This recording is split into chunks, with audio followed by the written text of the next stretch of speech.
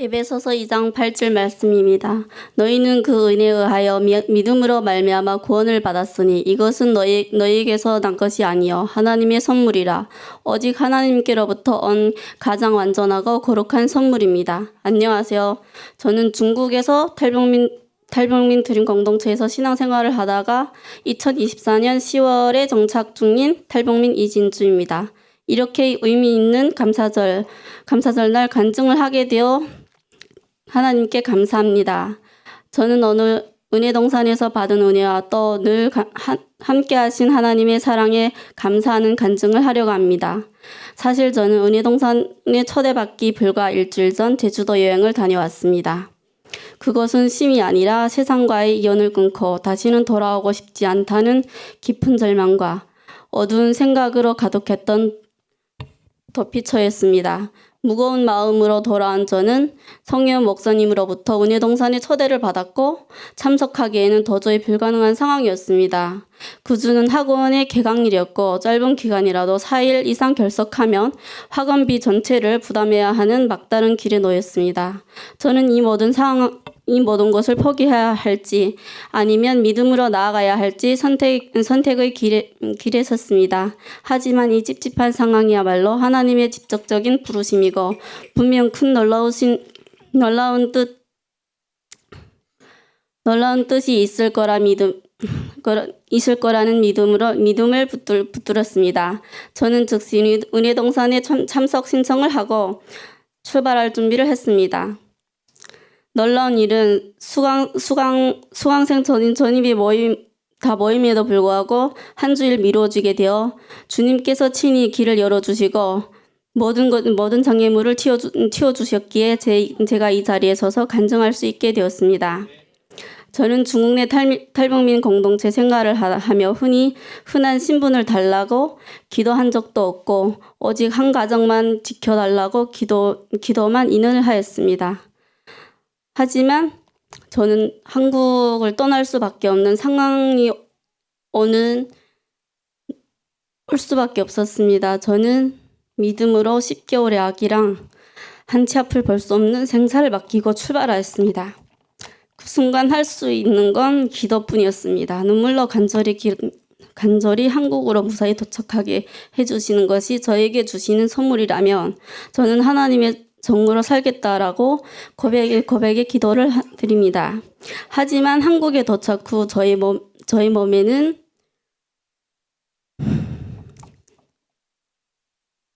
암이라는 사실이 있었습니다. 그리고 바로 다음 주 암 수술을 받았고 그 외에도 한 달 사이에 2번의 수술을 받았습니다.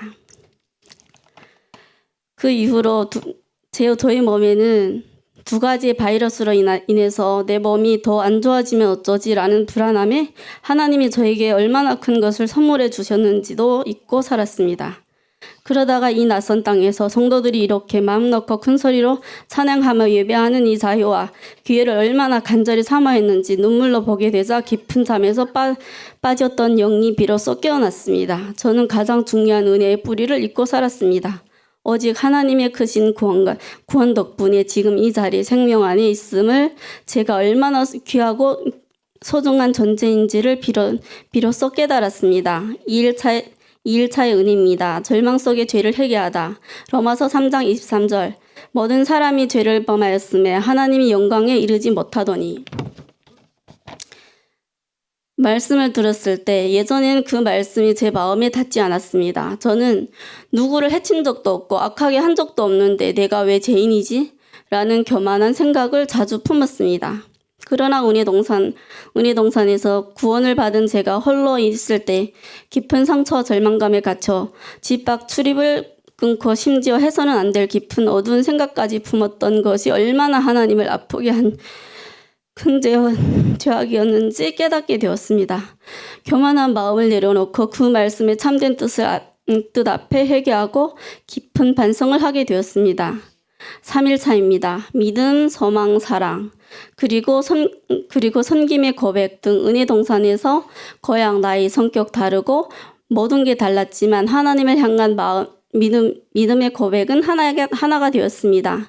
믿음, 소망, 사랑, 그 중에 제일은 사랑이라는 주제로 네 명이 한 팀이 되었습니다. 저희는 포도나무와 십자가를 그림에 담아 발표하며 변함없이 영원한 주님의 사랑을 선포했습니다. 저희의 시간, 재능, 재물은 이제 포도나무의 열매를 누리는 데 쓰이는 것이 아니라 포도나무 주심에 생명을 불어넣는 바람, 공기, 물과 같은 섬김의 도구로 드리기로 고백했습니다. 먹는 자가 아닌 섬기는 자의 삶을 살겠다고 눈물로 다짐했습니다. 그 고백의 순간은 저의 과거 신앙 초기 과정이 생각났습니다. 남편에게, 자녀에게 어색하게 사랑합니다라는 숙제로 연습을 시켰던 얄미운 목사님도 생각났고요. 그때 힘들고 어려웠지만 정작 저를 낳아주신 부모님께는 단 한 번도 사랑한다고 고백한 적이 없습니다. 그런 제 자신이 너무 부끄러웠어요. 이제는 주님의 사랑으로 용기를 얻어 사랑하는 아들, 딸들에게 사랑해라라고 하는 것이 하루의 가장 행복한 인사가 되었습니다. 사랑의 언어를 가르쳐 주신 예쁘고 귀엽고 사랑스러우신 성 목사님께 감사합니다. 은혜동산 4박 5일은 단순히 여행을 가는 길이 아니었습니다.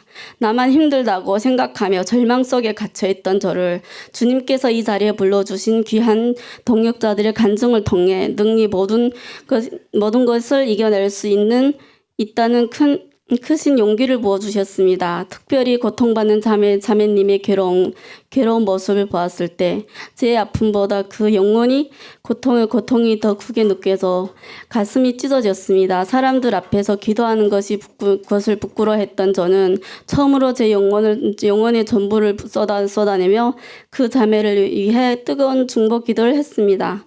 그 눈물의 기도가 터져 나오는 순간 주님께서 방언의 기도의 은사를 부어주심으로 응답해 주셨습니다. 주님은 저를 살리셨을 뿐 아니라 다른 영혼을 살리는 일꾼으로 세우고 계셨습니다. 오늘 이 자리에서 에베소서 2장 8절 말씀처럼 이 모든 것이 저의 행위가 아닌 오직 하나님의 선물임을 감격스럽게 고백합니다. 저를 살리셨음에도 불구하고 로마서 3장 23절의 말씀처럼 제 마음속 깊은 곳에 절망의 죄를 품었던 것을 회개하며 앞으로 주님이 생명을 주신 소중한 존재임을 결코 잊지 않고 살아가겠습니다.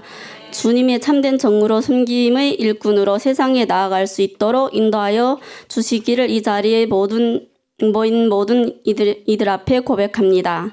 감사합니다.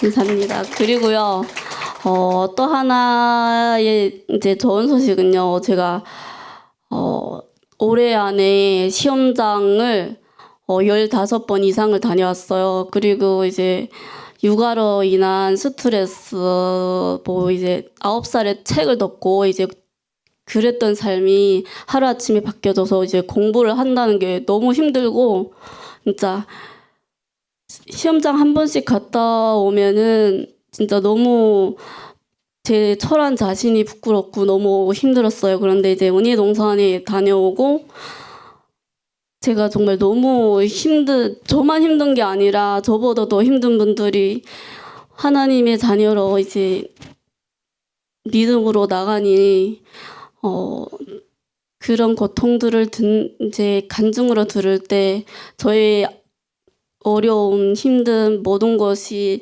아무것도 아니라는 그런 마음의 정리를 주셨고 너무 이제 좋은 은혜를 주셔서 은혜동산에 다녀오고 2주 동안 한 주일에 한 번씩 시험을 봤습니다. 합격입니다. 2가지 시험 다. 감사합니다.